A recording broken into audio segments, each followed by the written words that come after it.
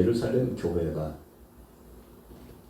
교회의 직분론 속에 큰 변화를 가져왔습니다. 처음 교회가 시작할 때는 사도 중심, 예수님의 12제자 중심으로 교회가 계속 역동적으로 사역을 진행해 나갔습니다. 그러다 보니까 뭔가 부족하다는 것을 느꼈어요. 그래서 세운 것이 초대교회 7 집사를 세운 겁니다. 직전에 하나님 앞에 헌신하고 내가 집사로 하나님 앞에 부름받았는데 뭘 할까? 그래서 대표적인 사역을 주도적으로 진행했던 스데반 집사님이 복음을 들고 나가서 강력하게 전하는 겁니다. 물론 생명의 복음만 가지고 나간 게 아닙니다. 한 손에는 복음을 가지고 나가고 한 손에는 구제할 사람들에게 공개하고 나눔을 줄 수 있는 먹거리도 또 물질도 또 옷감도 나눌 수 있는 것들은 그 많은 예루살렘 교회 성도들이 교회 앞에 사도들 앞에 내놓으면 7 집사가 중심이 돼가지고 적극적으로 공개하는 일을 맡았다는 겁니다. 공개가 뭡니까? 분배하는 거예요. 구제하는 겁니다. 봉사하는 최일선에 가서 헌신하는 겁니다. 스데반이 적극적으로 이 사역을 진행했는데 이 스데반 집사님을 눈에 가시처럼 여긴 한 사람이 있었으니 바로 사울입니다.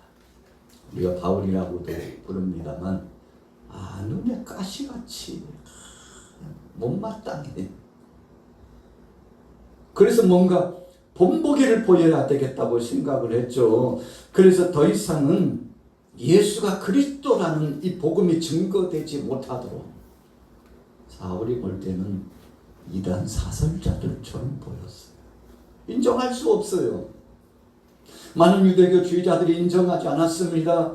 예수님의 그리스도로 오심을 인정치 않았습니다. 주님의 죽으심과 부활이 영생의 출발이요 소망인 것을 인정치 않았습니다. 그래서 스데반을 핍박하고 죽이는 거예요. 예수님도 가야바에 들어서 신문 받으실 때 당신이 도대체 누구요? 예수님께 정체를 밝히라고. 아니 듣자 하니까 당신이 하나님이라고 하고 그리스도라고 하는데 메시아라고 하는데 당신이 한번 당신 입으로 이야기해보라고. 그랬더니 예수님께서 가야바에 들어서 신문당하고 참 그런 모욕이 없죠. 하나님이신 그분을, 메시아이신 그분을, 그리스도이신 그분을 능욕하고 모욕을 주는데 그럼에도 불구하고 예수님은 너희가 말한 대로 내가 바로 그리스도라고, 하나님의 아들이라고, 약속대로 오신 바로 그 그리스도라고 예수님께서 말씀을 하셨죠. 그러니까 대제사장을 중심으로 한 종교 지도자들이, 사내들인 공회원 출신들이 분노가 치밀어 올라가지고 더 이상 무슨 증거가 필요하냐고, 자기 입으로 자기가 하나님이라고 그리스도라고 이야기했는데 더 이상 무슨 증거가 필요하냐고. 여러분, 예수님을 그리스도로 인정하지 않았던 이들은 예수님을 신성모독죄로, 우리 사내들인 공회원들이 이렇게 합의해서 하나님을 대적하고 신성을 모독하는 예수를 죽이는 것이 마땅하다고. 여러분, 그래서 종교적인 재판에서요 당연히 죽여야 될 자라고 결정을 했지만 정치적으로 로마의 압권 안에 있었기 때문에 빌라도에게 다시금 그 일을 넘기는 겁니다. 우리가 종교적으로는 이렇게 완전한 결의가 이루어졌고 이제는 정치적으로 합법적으로, 여러분 과거의 시대에는요 이 사내들인 공의원들이 즉결, 초용할 수 있는 권위까지도 즉석에서 진행을 했습니다. 그런데 로마의 눈치를 보는 겁니다. 정치적으로 눈치를 보는 겁니다. 그래서 빌라도에게 넘겨졌는데 빌라도가 이 일 때문에 아침에 나오는데 아내가 여보 오늘 듣지 않으니까 사명권을 가지고서 황제 사명권을 가지고서 한 사람을 놓아주는 전례에 따라서 당신이 아주 중요한 결정을 한다는 걸 들었는데 그 자리에 예수라고 하는 분도 나오는 줄로 아는데 함부로 하지 말라고. 이게 무슨 뜻입니까? 부당한 판결하지 말고 그분이 그리스도요, 그분이 하나님이신 것을 빌라도의 아내의 마음속에는 하나님을 아는 신지식이 있었을 것이라고 생각합니다. 두렵고 떨렸어. 밤새 꿈을 꾸는데 견딜 수 없는 엄청난 것들을 체험하고 경험했어요. 그 남편에게 권면하고 강력하게 권고하는 겁니다. 당신 이번 오늘 결정하는 일이 아주 중요한데 당신이 의도적으로 인간적인 생각으로 부정한 판결에 가담하지 않도록 조심하라.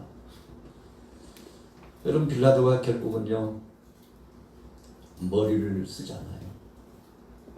그 회중들을 이용합니다. 그래서 참 흉악범 그 죄로 말미암아 이제 곧 사형받을 이 대상의 흉악범 바라바를 세우고 예수님을 세워놓고 여러분들 오늘 아주 중요한 사면할 수 있는 권한이 로마 황제로부터 오늘 이 지역에 내려왔는데 여기서 한 사람 사면할 수 있습니다. 내가 듣자 하니까 많은 사람들이 예수를 따르기도 하고 대단한 분으로 알고 있는데 여러분들 어떻게 생각하냐고. 빌라도가 자기 책임을 피해가기 위해서 회중들에게 맡깁니다.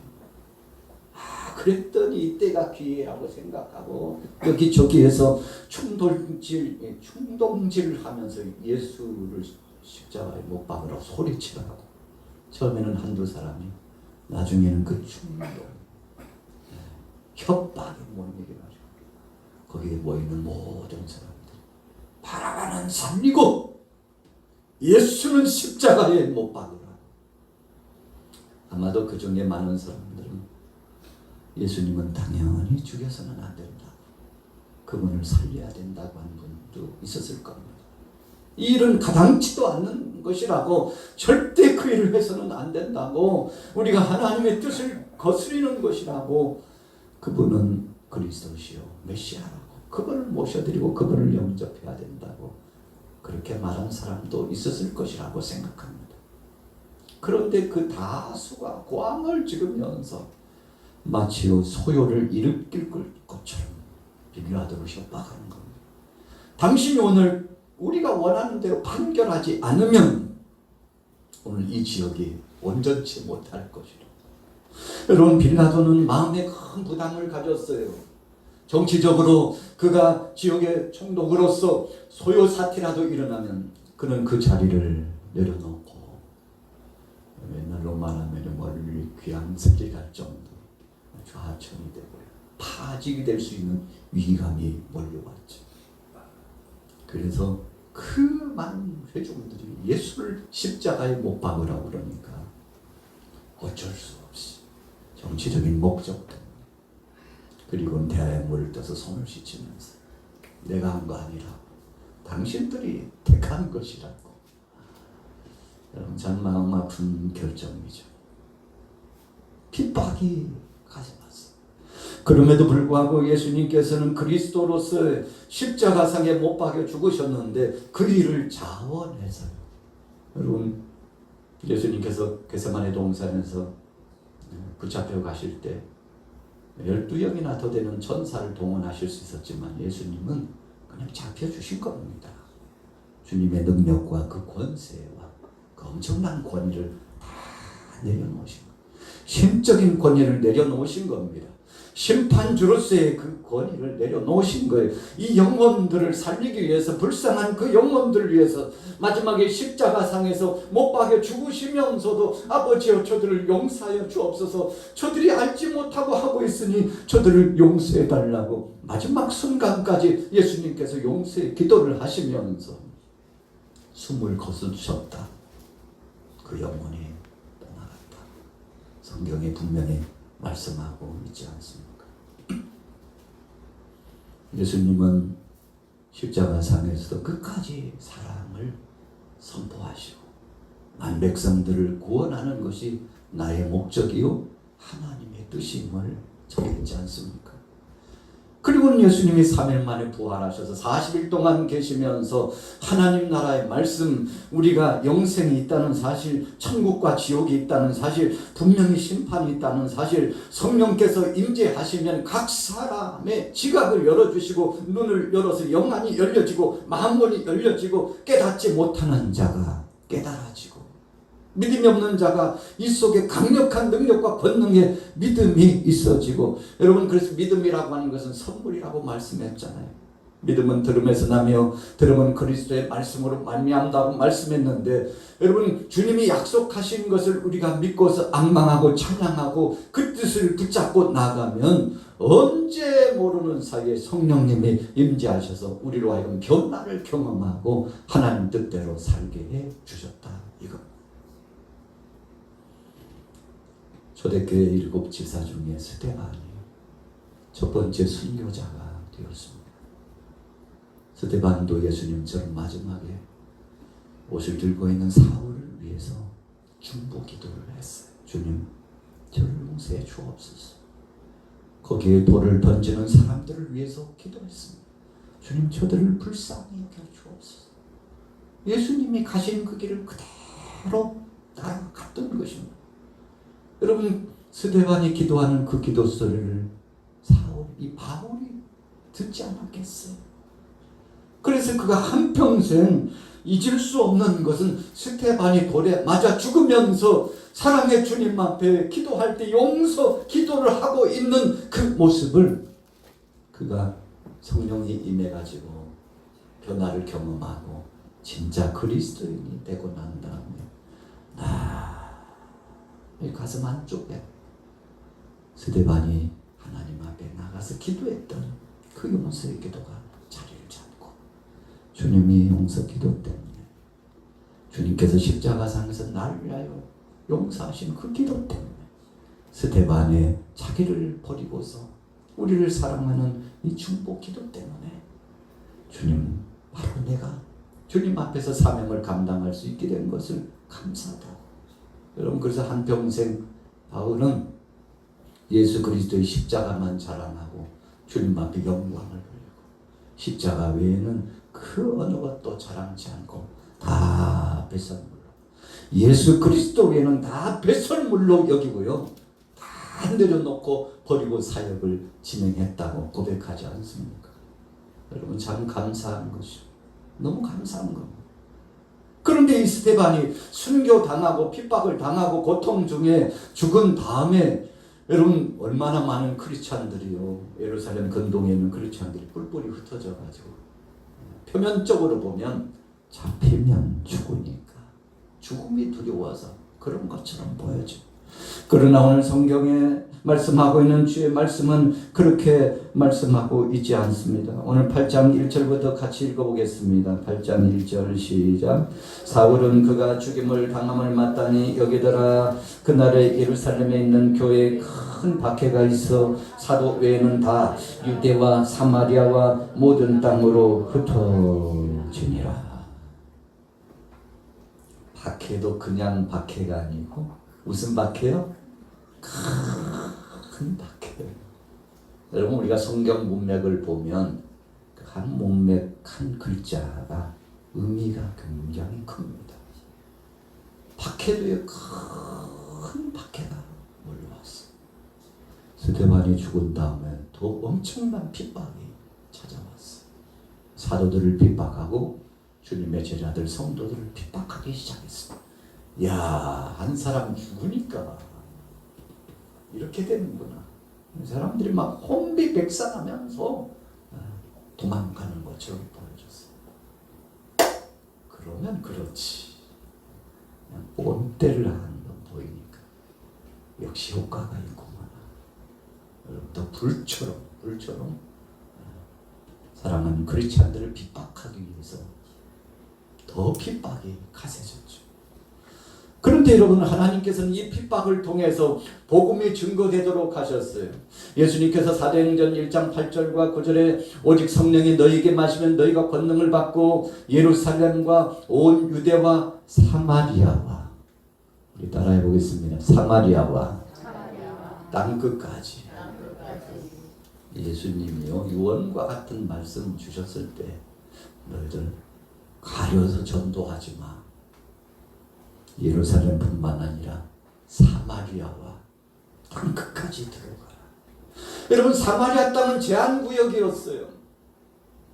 스스로들 울타리를 쳐놓고 담을 쳐놓고 복음을 증거하지 않고 그 사람들을 멸시했습니다. 조롱했습니다. 희롱했습니다. 예수 그리스도 안에서 용서요 십자가의 사랑이라고 하지만, 그러나 사도들부터 앞장서서 차별하고 복음 아닌 것을 가지고 복음인 척하면서,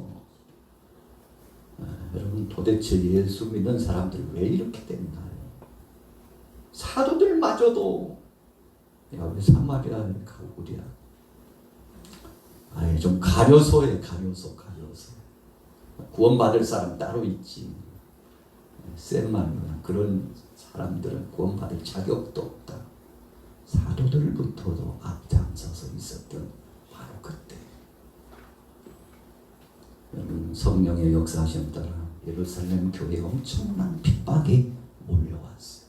우리의 영적으로 보면 하나님이 기뻐하시지 않은 겁니다. 도대체 하나님의 은혜를 받은 자들이 왜 그러고 있느냐고 담을 허물라고.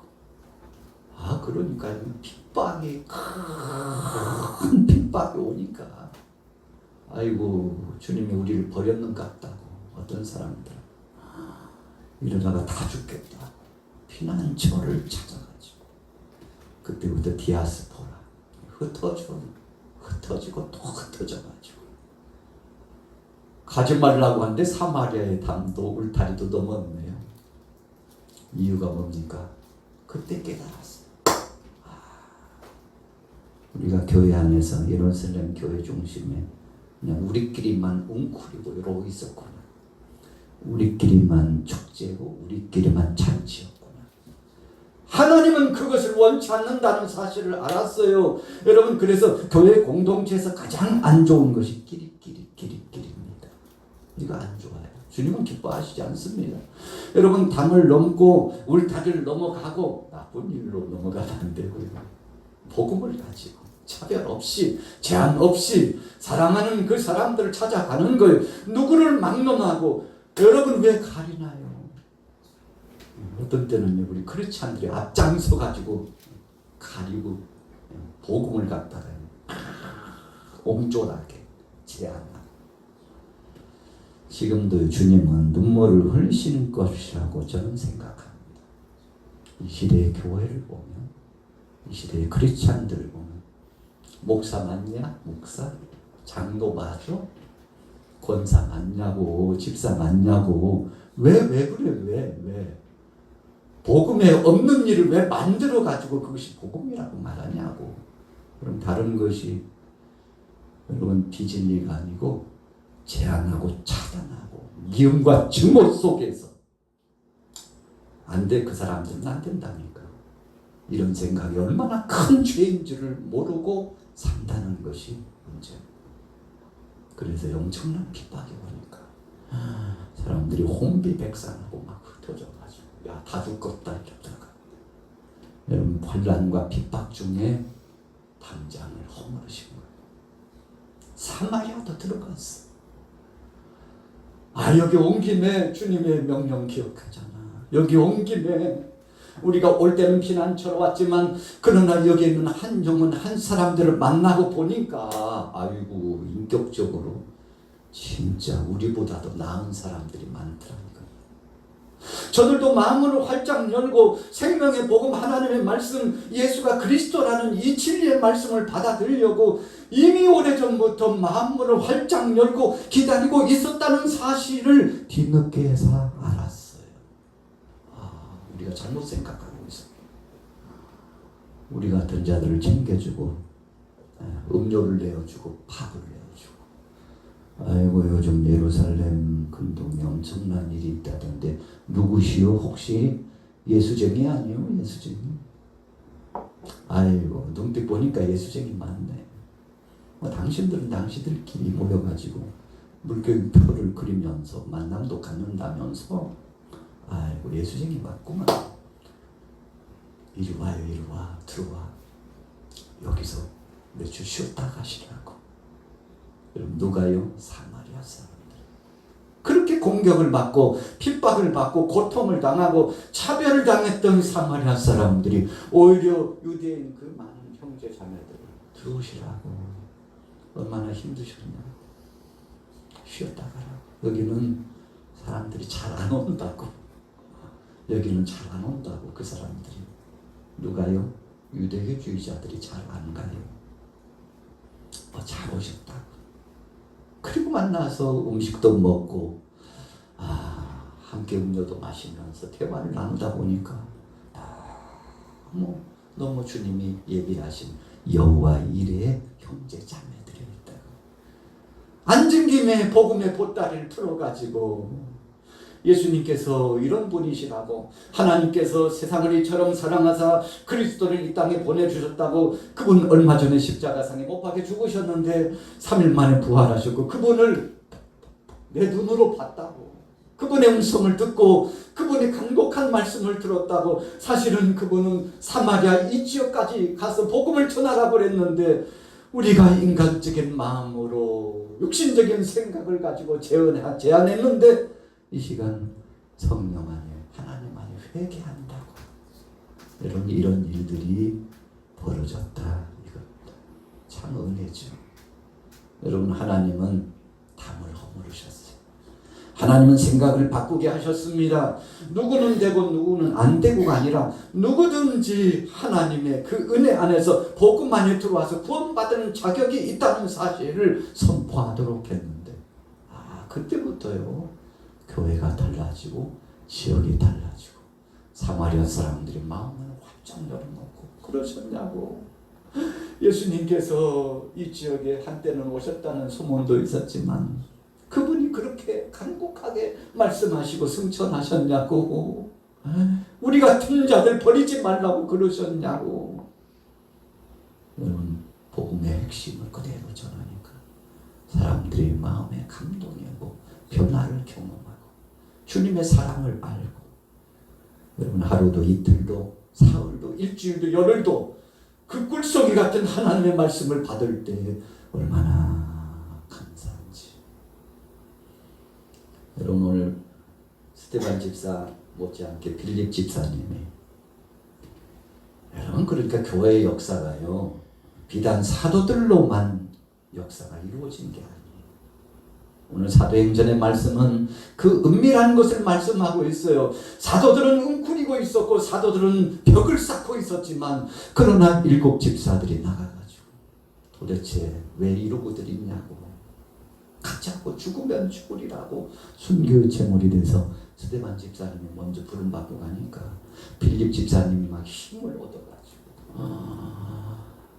그 양반 가실 때 얼굴 내가 봤는데 이야기 들었는데 그렇게 환히 차게 죽음을 맞이하는 인생은 보다 처음 봤다고. 여러분 그런 체험이 있지 않았겠어요? 어떻게 죽음을 맞이하는데 그렇게 행복할 수 있냐고. 그랬다고 그러잖아요. 천국이 제일이라. 나는 이제 죽으면 천국 간다. 그러니까 어떤 분이 질문을 했대. 그렇게 좋으면 지금 갈 수 있냐고. 지금.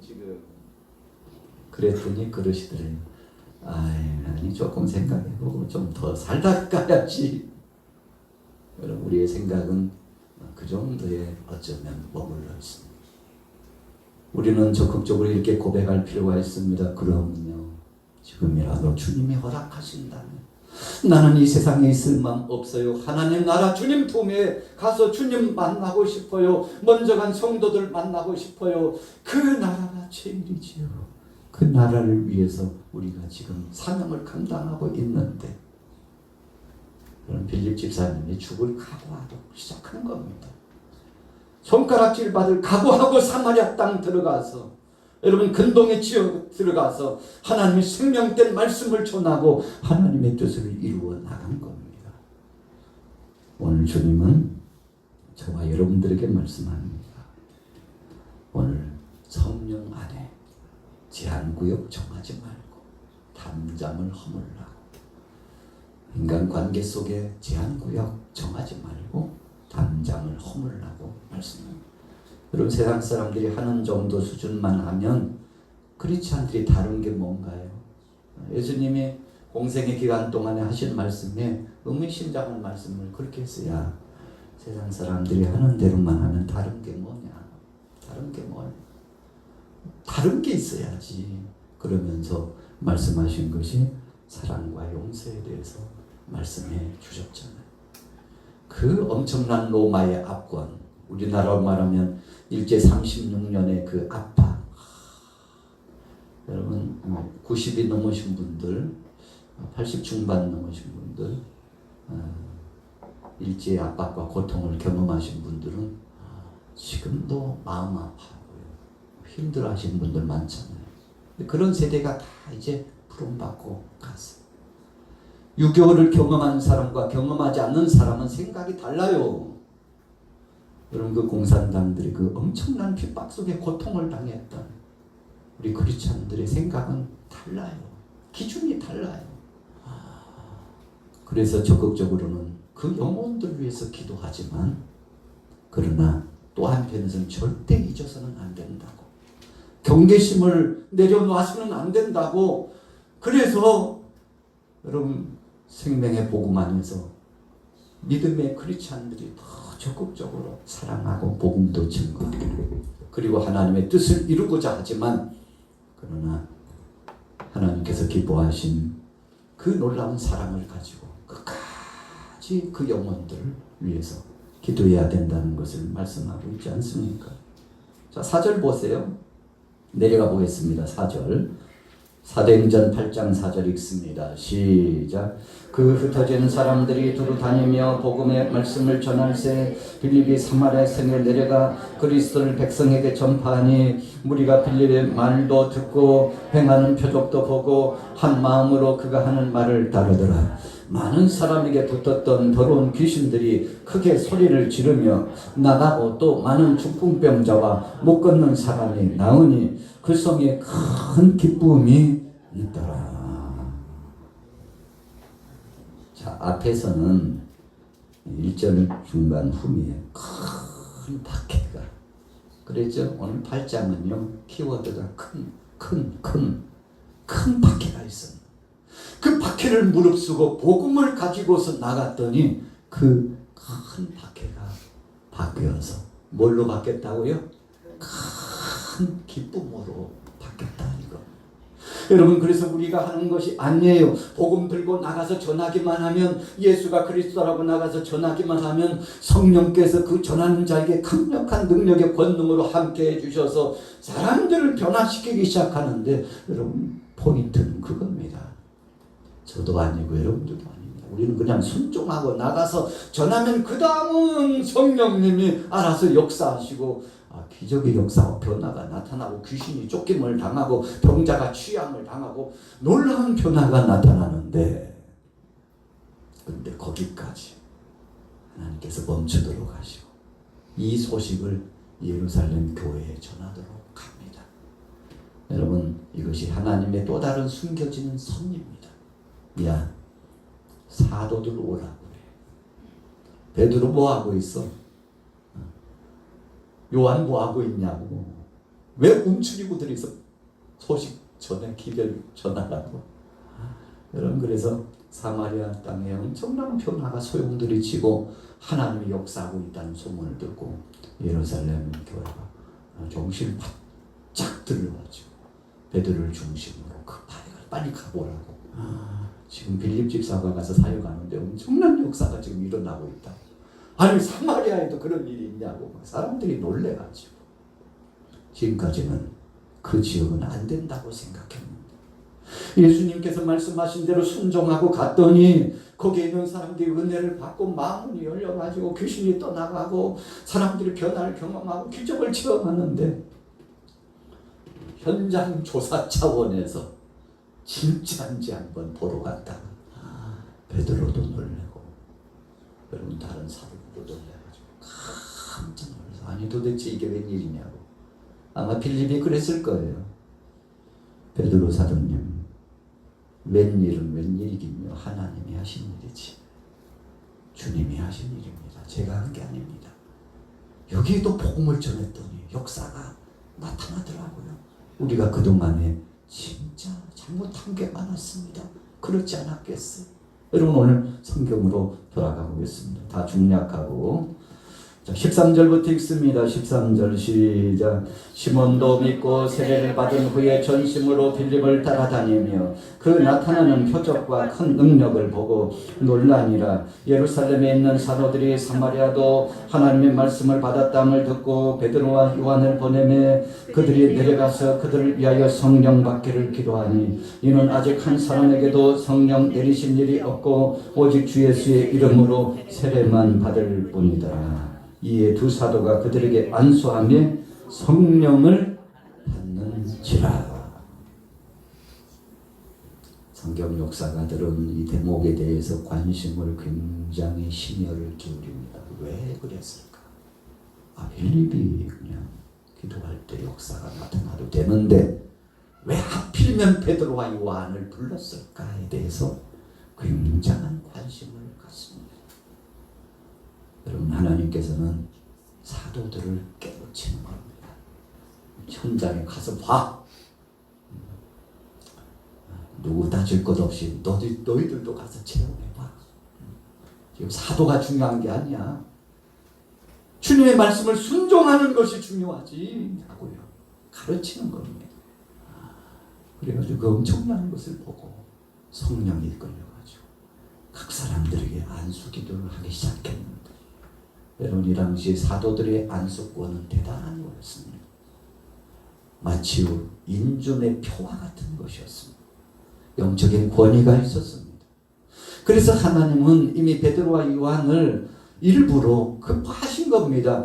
그래서 사마리아 땅을 하나님의 역사하시고 사도들도 인정했다고 그러니 이제는 차별하지 말고 모든 담을 허물고 여러분 아수르의 바벨론의 그 엄청난 핍박과 혼란 속에 역사적으로 서름과 고통을 당했던 사마리아 사람들의 그 아픔을 예수님께서 어루만져 주시고 베드로, 요한 너희들이 가서 그들을 안수하고 이제 사마리아 사람도 신앙 안에 예수 그리스도 안에 자유자가 되었다는 것을 선포하라고 언제까지 그들을 핍박하고 고통스럽게 할 거냐고 역사적인 이 무대에서 너희가 이 문제를 청산하지 않으면 후대까지 넘어간다.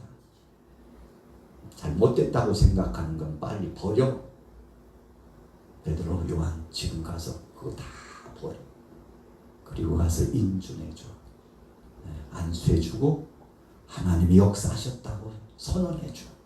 그리고는 예루살렘 교회 와서 모든 유대인 형제들에게도 선포하라는 겁니다. 하나님께서 사마리아인도 차별 없이 그리고 스페인 땅 끝까지도 하나님께서 복음을 증거하도록 하시기를 원하시고 계시다는 사실, 심지어는 로마에까지도 생명의 복음을 전해서 로마 황제까지도 돌아오기를 원하신다는 하나님의 이 따뜻한 사랑을 전하라고 여러분 사도들을 급파하신 거죠.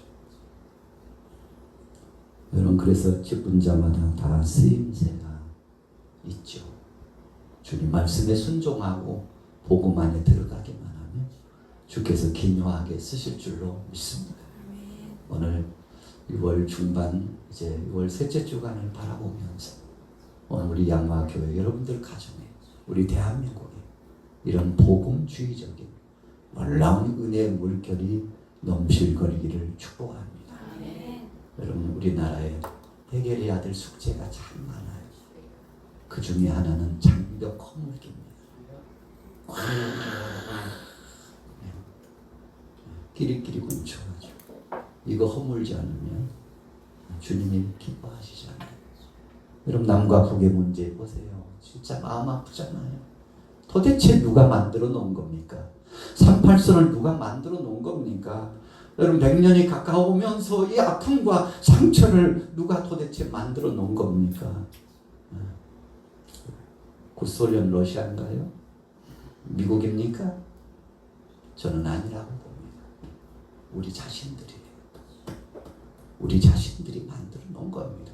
여러분 내가 만들었기 때문에 내가 허물어야 된다고 생각지 않으면 누구를 막론하고 한반도 안에 또 멀리 이국 땅에서 구경만 하는 사람들도 마찬가지예요. 아이고 전시 위기 상황이 되니까 이민 가야 될 것 같고 여기서 못 살 것 같아 하고 멀리 떠난 사람들도 관망하는 사람들도 생각해야 됩니다. 누가 만들었느냐 이겁니다. 우리가 만든 겁니다. 누가 허무는 겁니까? 주님 안에 우리가 허물어야 주께서 진정한 평화를 이 땅 위에 주실 줄로 믿습니다. 여러분 그래서 오늘 성령 받기를 기도하니 베드로와 요한이요 옹졸한 마음으로 있었거든요. 그런데 강력한 성령께서 그들의 마음을 변화를 일으키고 뭐하고 있어? 빨리 기도하지. 하나님 이들에게도 성령의 역사함을 허락하옵소서. 네 입으로 하는 거 내가 듣고야 말이라. 하나님이 기다리신 거죠. 요한 뭐하고 있어? 하나님 이들에게도 성령을 주옵소서. 하나님 이들에게도 긍휼하심을 함께하여 주옵소서. 손이 없어서 베드로와 요한의 손을 쓴 게 아니에요. 사람이 없어서 그들을 쓴 게 아니에요. 여러분 하나님의 뜻을 이루기 위해서 잠깐 쓰신 겁니다. 이 시대 저와 여러분들 왜 하나님이 쓰시려고 합니까? 일꾼이 없어서 천만이에요. 그건 착각입니다. 저 말고도 여러분들 말고도 할 사람들 천지가 지천이에요. 엘리야가 그랬잖아요. 하나님 저만 남았는데 어떡합니까? 차라리 죽는 것이 낫겠사오니 그랬더니 무슨 소리야 엘리야. 바알에게 무릎 꿇지 않고 입 맞추지 않은 자가 7천이나 있는데 무슨 소리냐고. 영적인 중요한 의미가 그 속에 있습니다. 오늘 여러분들에게도 주님 또 저에게도 주님 말씀합니다. 성령 받기를 기도하라. 성령 받기를 기도하라. 오늘 성령이 강력한 능력으로 여러분들 가정과 우리 교회와 이 나라 이 민족 전 세계적으로 본물 터져 나오듯이 임하게 될 줄로 믿습니다. 여러분 그때 진정한 평화가 오는 겁니다. 그때 진정한 은혜의 역사가 임하는 겁니다. 기도하시겠습니다.